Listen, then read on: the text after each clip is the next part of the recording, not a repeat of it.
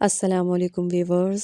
तारीख की सबसे ताकतवर तरीन माजरत। जब हजरत अबू जर ने बिलाल को कहा, ए काली कलोटी माँ के बेटे, अब तू भी मेरी गलतियाँ निकालेगा। बिलाल ये सुनकर गुस्से और अफसोस से बेकरार होकर ये कहते हुए उठे, खुदा की कसम, बिल जरूर अल्लाह के रसूल सल्लल्लाहु अलैहि वसल्लम के सामने उठाऊंगा। ये सुनकर अल्लाह के रसूल के चेहरे का रंग बदल गया और आपने इरशाद फरमाया, अबू जर, क्या तुमने इसे माँ की आड़ दिलाई? तुम्हारे अंदर की जहालत अब तक न गई? इतना सुनना था कि अबू जर ये कहते हुए रोने लगे, या रसूल अल्लाह, मेरे लिए दुआए मगफिरत कर दीजिए। और फिर रोते हुए मस्जिद से निकले। बाहर आकर अपना रुखसार मट्टी पर रख दिया और बिलाल से मुखातिब होकर कहने लगे, बिलाल, जब तक तुम मेरे रुखसार को अपने पाँव से ना रोन दोगे, मैं इसे मट्टी से ना उठाऊंगा। यकीनन तुम मुअज़्ज़िज़ और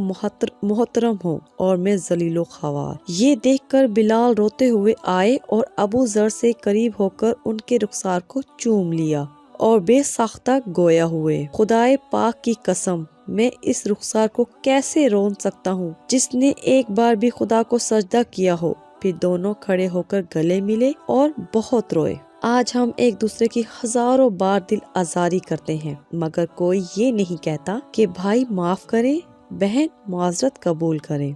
ये सच है कि हम आए दिन लोगों के जज्बात को छलनी कर देते हैं, मगर हम माजरत के अल्फाज तक जुबान से अदा नहीं करते और माफ कर दीजिए जैसा एक अदद लफ्ज कहते हुए भी शर्म आती है। माफी मांगना उम्दा सकाफत और बेहतरीन इखलाक है, जबकि कई लोग समझते हैं कि ये खुद की बेइज्जती है। हम सब मुसाफिर हैं और सामान सफर निहायत ही कम है। हम सब दुनिया और आखिरत में अल्लाह से माफी और दरगुजर का सवाल करते हैं। हमारी वीडियो को लाइक कीजिए और इस वीडियो को अपने दोस्तों के साथ जरूर शेयर कीजिए और हमारे चैनल को सब्सक्राइब करना मत भूलिए। शुक्रिया।